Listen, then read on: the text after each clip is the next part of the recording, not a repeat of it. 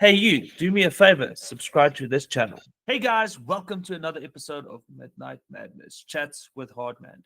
Today, I've got a great guest on the air tonight. It's not actually a musician, but it's a movement and a very powerful movement that I think more people should get behind. So please introduce yourself and tell us about your movement. Hi, I'm Jordanne Nail, and my husband and I started Get Mental Health. It's a mission to bring mental health awareness, support, and resources specifically geared for the metal community. There are some other movements out there that are trying to do the same thing. But ultimately, we felt like there's still a lot of room and a lot of areas that need to be covered. So I'm kind of trying to hit it from more of the trauma coach perspective. And I do a lot of focus on nervous system regulation and how metal helps us there. Can you tell me about the moment that you realized that, this is something you want to do and this is something that you want to dedicate your life to? Yeah, so I've kind of always mentored people, teen girls, always helped people, always talking to people, and it was never really a profession. And then I started coaching and realized, I want to do something that matters. And the only problem with coaching was I can kind of only help somebody one on one. And I don't have a whole lot of time to do that. So my reach was, 1 hour at a time. And it really started with going to a metal fest. And this was my first fest after COVID. So it had been maybe 2022, maybe when things were really open to back up. And we went to a big festival, a bunch of my favorite bands were playing. And I don't know, I just had this like overwhelming nostalgic feeling of being at shows growing up and being a teenager at shows and that community. And one of the things I loved about that as a kid was I felt like it was the only place in the world that people understood me. And, I was like, these are my people, they're a bunch of pissed off teenagers too. I don't know why, but we have this thing in common and this music makes us happy. So I was having this like nostalgic feeling at this concert, except, I'm 33 now. I've gone through a lot.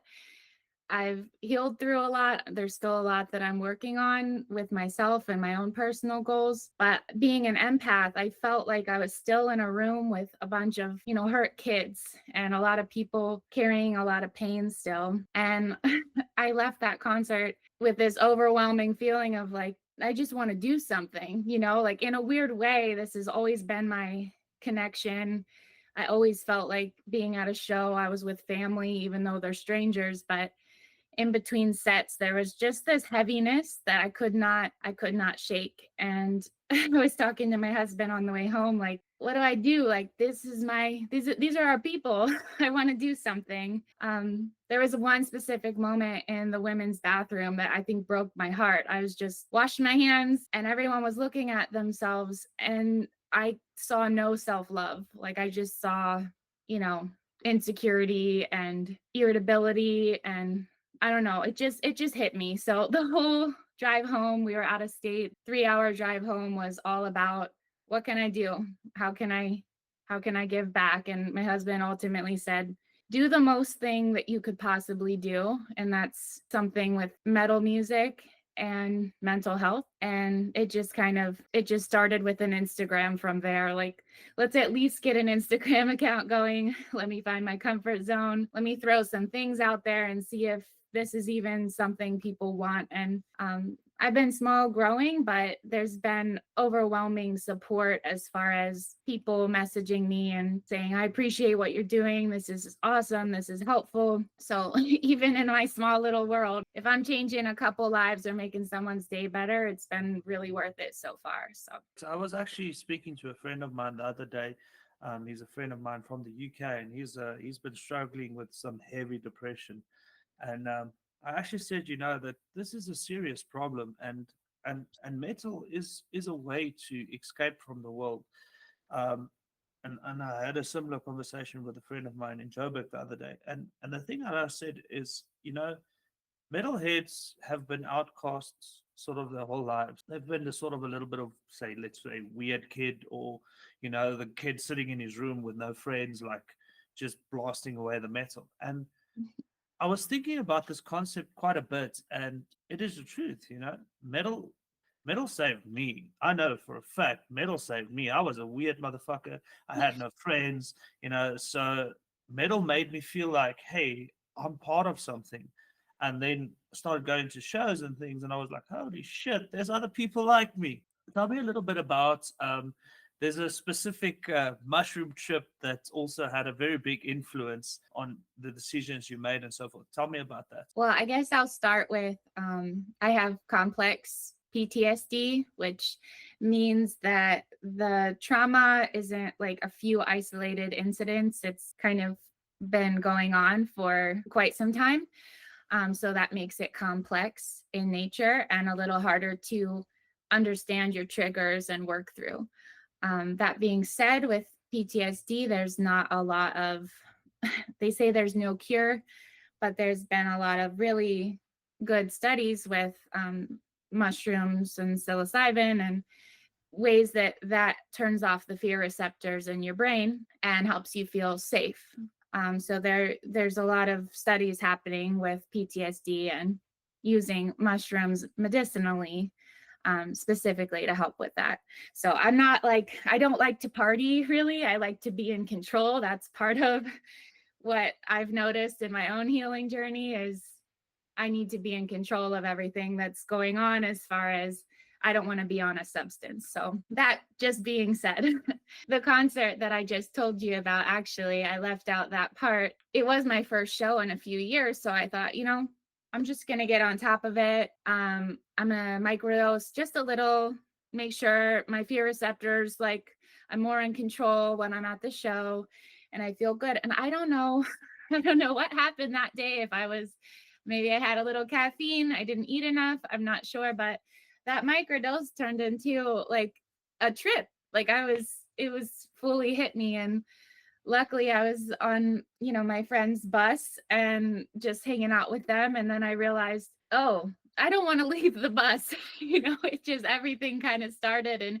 it was an accident, but it was the best place for that accident to happen because I'm like, okay, I'm with my people and I'm at a show and this is the one place in the world that I feel really at home. So as much as it wasn't intentional, I think that was why I was extra in tune with everyone and how they were feeling at that show. Yeah, my my empath sensors were just through the roof and I felt like I was seeing what people were feeling, and that was the part that kind of broke my heart. So the mushrooms, I think, enhanced it though. I've got a similar story. I don't smoke weed and I don't use mushrooms at all. I'm quite enjoy drinking, but I also don't drink every day. But just to put it out there. And I was drinking and I decided to also take some mushrooms. It was spiritual. It was the last time I used mushrooms, but it took me on sort of like a spiritual journey in a sense. Like I saw a lot of bad things in my own life, and I saw some things that that mistakes that I make in everyday life, and I could identify them, because I think sometimes as a human you just sort of go with the flow. You're running, you're trying to build a life, you're trying to do all these amazing things, and you sort of stop. You don't stop and look at yourself and go like, what am I doing wrong? Why am I hurting other people unknowingly, if you know what I mean?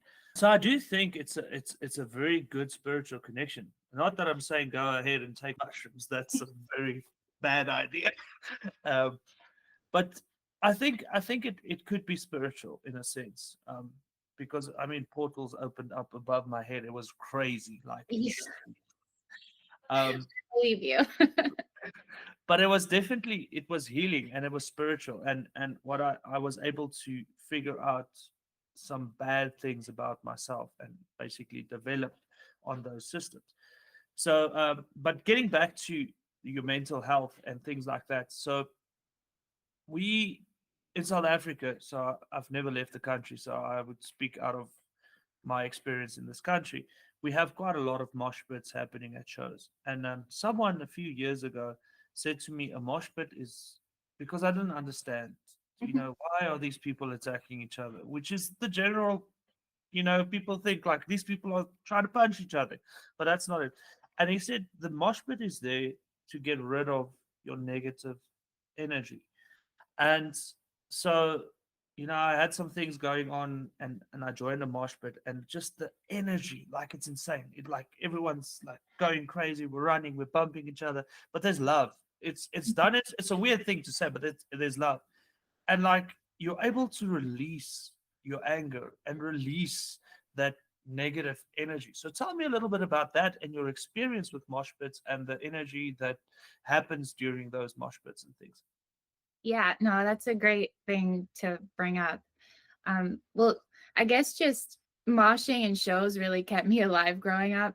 I had early, sexual trauma. I had severe bullying. I just had a lot of stuff younger that I didn't know how to talk about. And I didn't have, even though maybe I had a physical support system there, I didn't know how to communicate what was happening. So I was kind of going through everything and internalizing everything. So having like metal and going to shows was really like the only way I knew how to process or release anything. And this is just not even intentional at the time. Looking back, I can see, wow, this was my nervous system regulation tool and the only one I had at that age. But yeah, I was kind of nicknamed the Mosh Queen of Pittsburgh.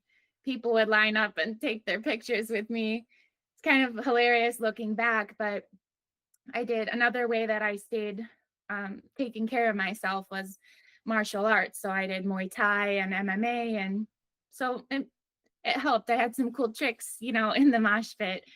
But mentally, going into a show, I would be in the pit till it was time to leave, and I would just let it all out. And I didn't understand again at the time, you're kind of like, what's wrong with me? Like, I don't know, this is really fun. And yes, I've had some injuries, but looking back and learning about nervous systems and nervous system regulation, one of the main things that someone will tell you to do to release negative energy, which I don't even like to call it that, it's just as important as joy. But if you have anger or pain and you need to release that, one of the first things they tell you is like, jump up and down and shake, and just, you have trapped energy in your body. You need to release it. And, when I'm taking some nervous system regulation courses, I'm like, this is metal. Like, this was what going to shows was like. Again, I didn't have like the conscious awareness of what I was doing, and I didn't have the intention behind it. I just know it felt great. I left feeling powerful and alive, and not like, it got me out of that victim brain. But more than anything, it was releasing trauma that I didn't know that I was doing. So I think now it's even more cool because I don't have to necessarily pay money to go to a show to get that out of my system, even though that's my favorite place to be.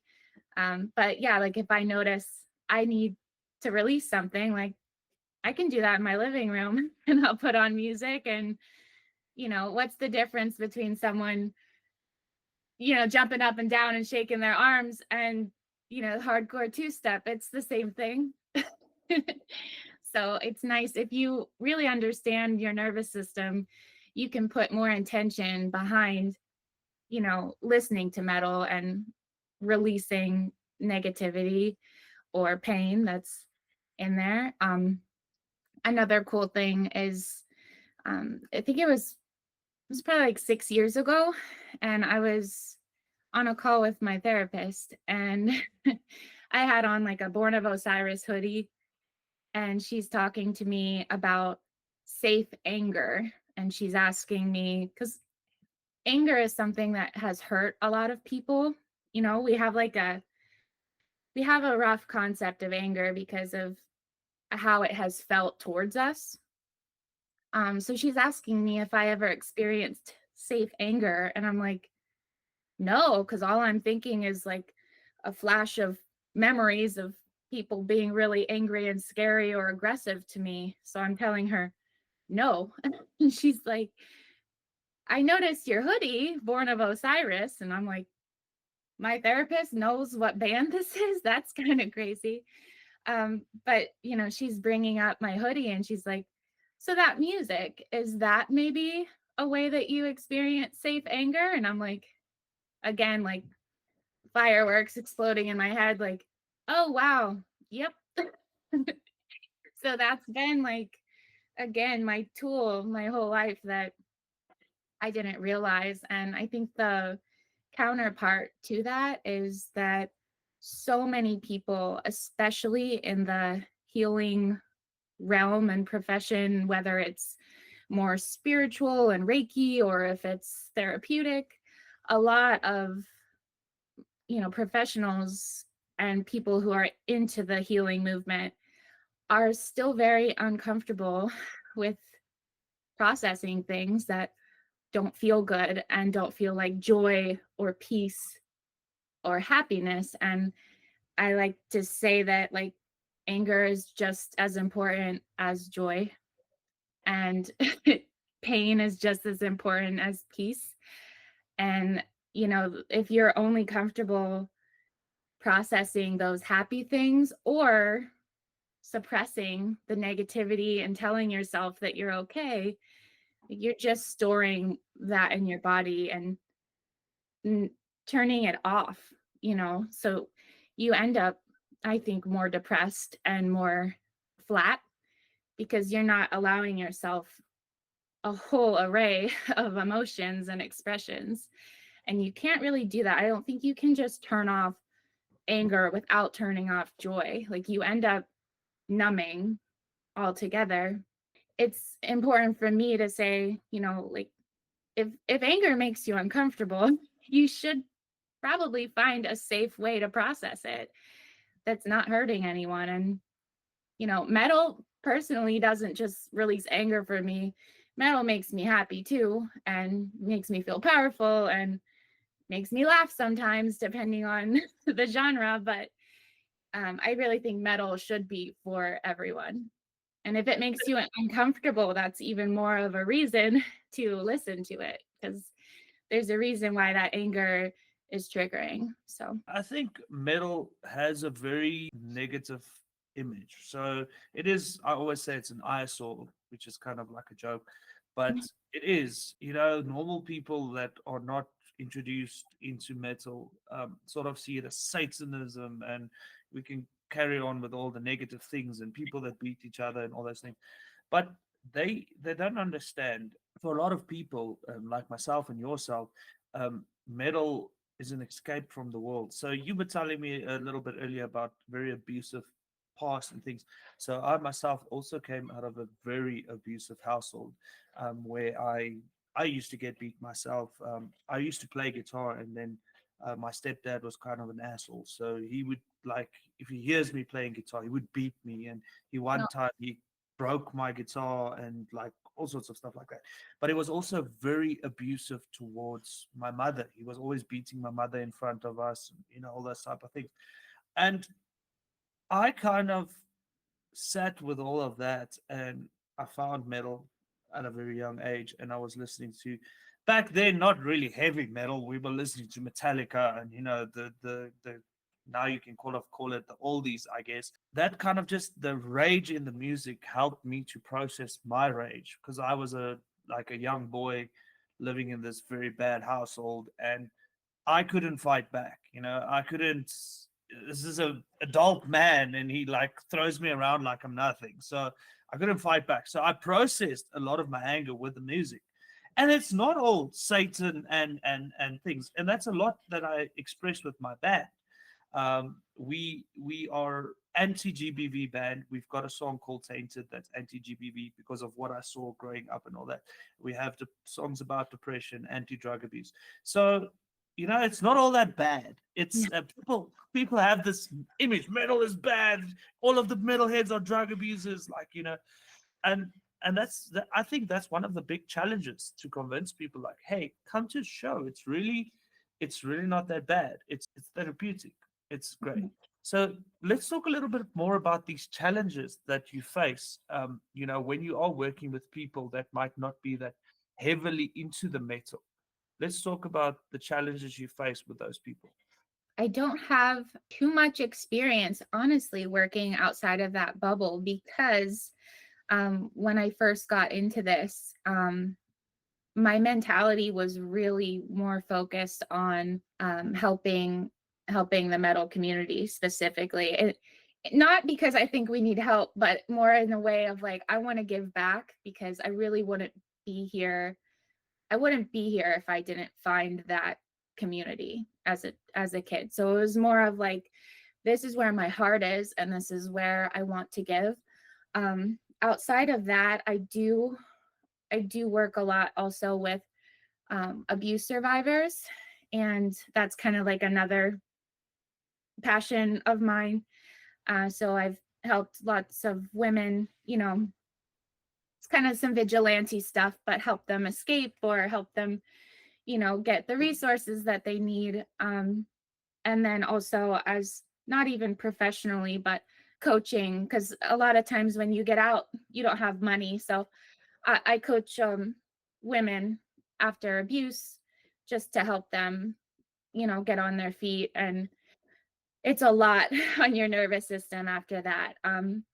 But yeah, that's really, metal doesn't usually even come up in that scenario unless they ask me about it. Or if they ask me, usually anger is a little far away after abuse. It honestly took me, I was in an abusive marriage for 7 years, and I got out and have a beautiful life now. But I think it took me 3 years to even be able to access anger. It was that really trapped. I was that afraid of it. So I guess to answer your question, I more so see it as a problem with other friends or other people in the healing community that they stick to peace and love and light, and that's where they're comfortable. So I think it's more of a place that people have locked away because they're really afraid of it, and it's only hurting you if you don't find a healthy way to let it out. But yeah, mostly since I've gotten into this, I've kind of focused on metalheads and people that I can relate to. I think because growing up, I've had, lots of mentors or, people to look up to or therapists or whatever, but I always felt like misunderstood. And I always felt like they saw me and the music and the clothes and the alt thing as something that would go away as I healed. Like it was evidence that I was unhealed instead of a healthy part of who I am. So I guess that stigma bothered me. And it was also part of why I wanted to work with metalheads and people that get that, because I understand we present tough, and I understand that most of us feel misunderstood, like what you were saying, like, oh, it's anger and it's Satan and it's, whatever, but it's really just a powerful way to express anything. Like, I'm sorry, but some things can't just be said. Some things need to be yelled, and it feels better to yell them. But yeah, that was kind of, I want to speak directly to metalheads. I want them to know that I see them and that this is not evidence that you are broken. This is not evidence that you're messed up or fucked up or whatever. Like, this is a part of you. And it's actually a really beautiful part that has been helping regulate your nervous system, whether you're aware of it or not. And, I have a whole lot of other tools to help regulate my nervous system now. And that's part of what I like to share with people and coach them and help them with. But the metal and who you are does not have to go away to improve yourself. So yeah, the metal community just has my heart for so many reasons, but also I didn't have anyone like me normalizing it's okay to be who you are too. So, speaking about your nervous system, what is the relationship between your nervous system and loud music? What impact does that have on your nervous system? I think quite a few things, but just in general, there's sound. If you can incorporate all 5 of your senses, if you were feeling kind of panic, incorporating all 5 of your senses would help regulate you. It helps bring you to present moment. So typically, whenever we're dysregulated or feeling anxious or panicky, it's flashbacks to the past or being unable to change the past or fear of future. And unless you're in like immediate danger, like there's a bear in front of you in the present moment, um, if you're triggered or dysregulated, it's usually because of something you can't change in the past or something you're afraid of in the future. So, bringing all five senses to the present moment and focusing on one isolated moment right in front of you that feels safe is a way to ground your nervous system. And audibly, finding music is a really great tool. You know, some people put on headphones and want silence, but you can use music for that purpose. And, you know, that's something unintentionally, I think a lot of people do, you know, listen to music when they're feeling anxious or whatever, but that's why it helps. It helps bring you to the present moment. And if you focus on what you're hearing, you're kind of getting farther away from whatever triggered you. You can also like pop in a ginger chew or a mint or something, bring the taste to the present moment.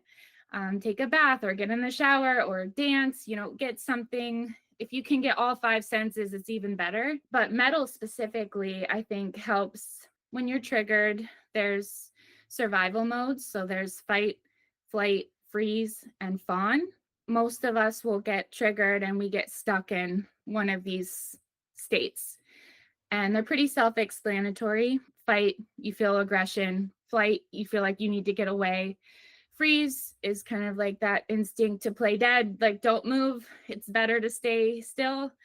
And fawn is people pleasing. And when you detect like a threat in someone's personality and you want them to like you because that feels safe, that's one that's more misunderstood. But yeah, the anger and heavy metal music for me help the most when I'm in fight or flight. When I'm in freeze, it's actually one of the only times I don't listen to metal or I avoid it. And that's just a personal thing for me.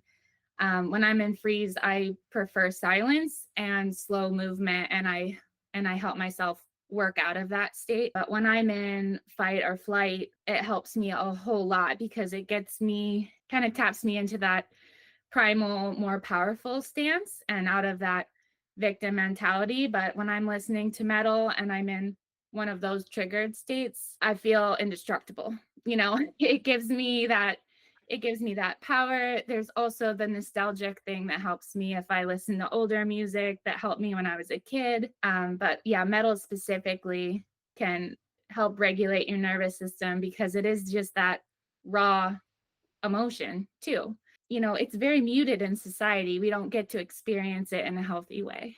What band is one of the bands that helped you the most when you are struggling with either depression or you're feeling a little bit anxious?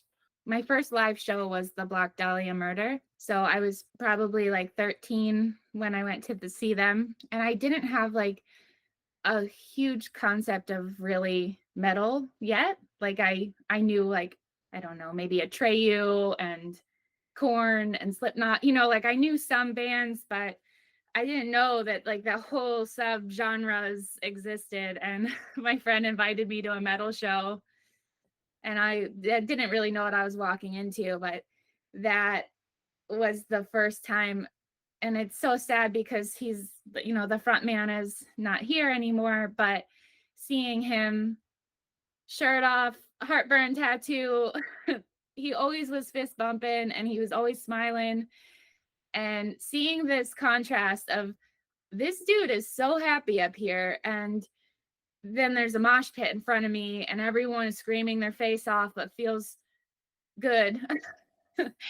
That, I don't know, that got my heart like immediately. I was like, oh, I don't know what this is, but this is for me. So that took me down like the rabbit hole. So I'd say I was like early Suicide Silence was my favorite band. Early Bring Me the Horizon, like their first album. So I think before I knew what deathcore was, deathcore. I was a deathcore kid. And then I liked all the weird sounds. I liked to drive around and try to scream them because it just felt good to make different sounds and see what happened. My first tattoo was the Devil Wears Prada logo.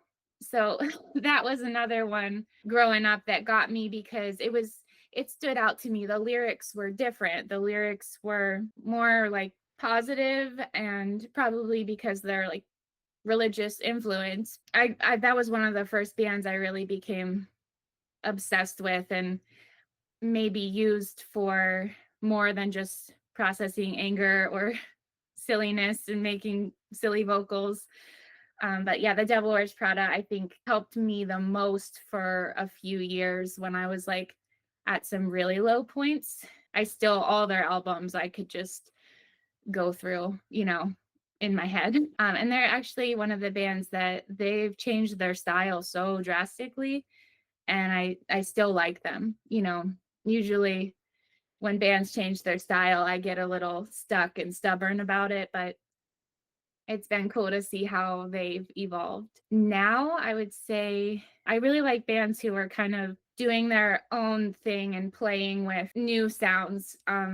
So Darko US is one of my favorites right now. I think it's exceptionally good for nervous system regulation because they pull so many different sounds and styles and experiences in that it's kind of like that sensory overload in a good way for me.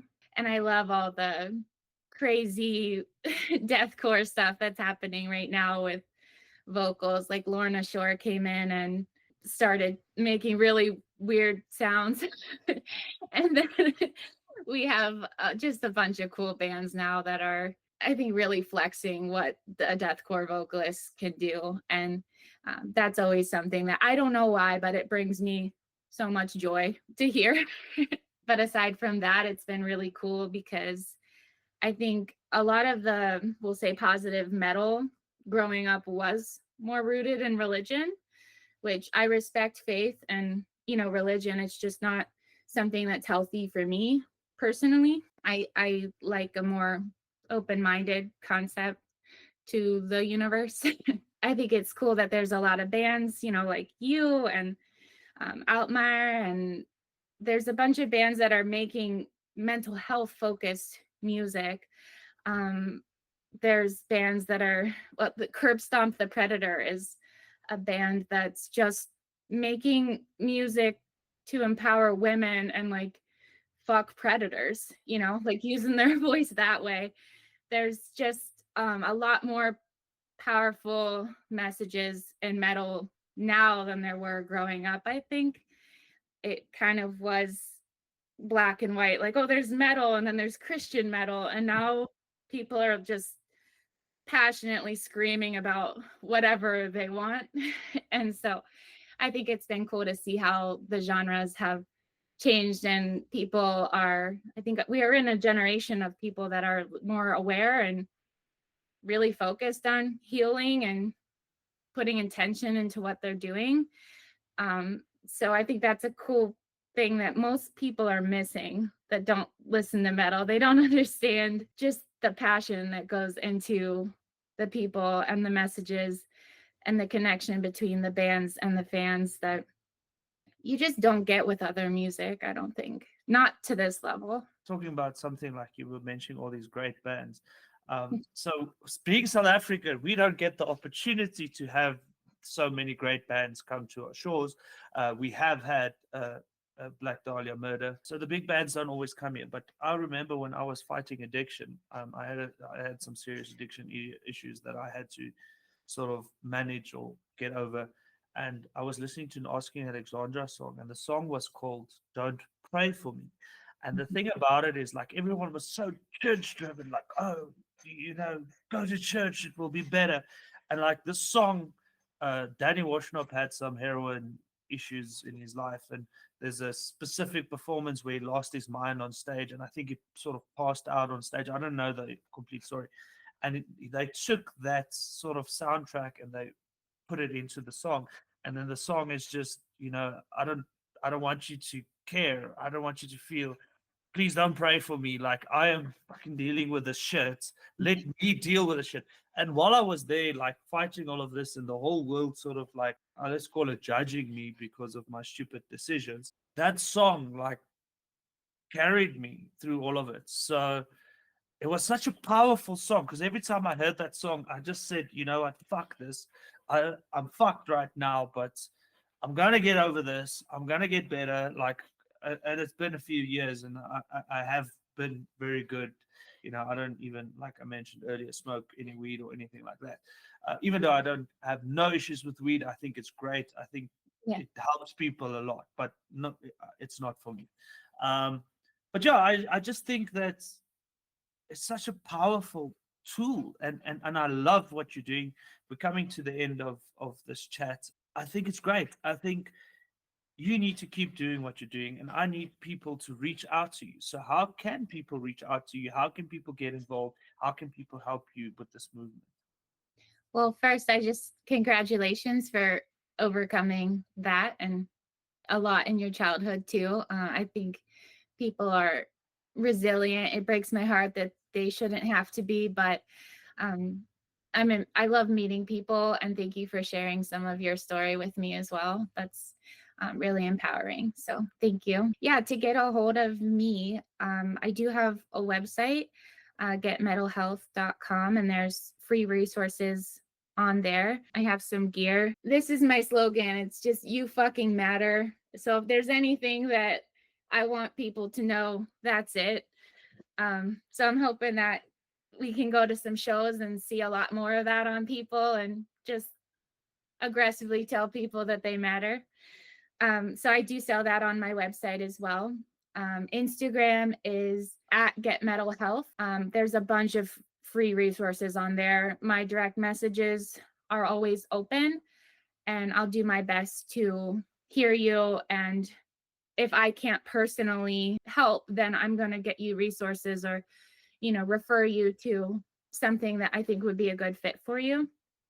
And aside from that, my big project right now that we started a few months ago is a school community. So it's an app that is free, but this was the thing that I couldn't just help one person at a time anymore. So this was the way that we solved that problem. So it's mental health for metalheads. It's a private community in the school app. If you can find links to it on my Instagram and on my website. But it's 15 a month, and we're doing book studies in there, book club meetup. We do all self-led prompted healing journaling. So this isn't like some Dear Diary shit. It's how to get to know yourself and figure out where the roots of the problems are. And it's cool because we do it together. So we journal privately, but we're able to like share and communicate what we're learning or what's helping us. I do a lot of reflecting on my own life and struggles in there too. So like I don't believe in like the guru thing of, look, I'm healed, I'm going to sell you this fake version of myself. No, I have complex PTSD. I have triggers. I have lots of ways to help me, and I share that, but I also share where I'm struggling in there too. So it's just a space where it's a bunch of metalheads. We share music, we go through life, we share our problems, we share our victories, and so far it's just been a really cool thing. So we're slow right now to grow, but I know there's going to be a day where I miss the small community that we have, but ultimately the goal is to help as many people as possible. So if you're looking for a more active role in your own healing with people who listen to metal and understand you, then the actual school would be a great place to check out as well. So yeah, there's links on my website and Instagram to the private community there. We'll also be adding all of those links all over the place into this video and on YouTube and all of those things. I was literally getting goosebumps while you were talking. It's such a fucking powerful movement. And like even when you said you fucking matter, that is fucking amazing. Just the last few things. So I never believed in depression because I didn't know how to handle the feelings I was feeling. We grew up in a different way. So I'm from like the farms and stuff, and on the farms, like it's manly and you're a man and you don't feel, and like so I moved to the city like when I was about 7 years old or so. But we always had this mentality of like, men don't feel, da, da, da. And I think a lot of that progressed into my adult life. And then I used to openly say like, fuck depression. I don't believe in depression. Like, what is depression?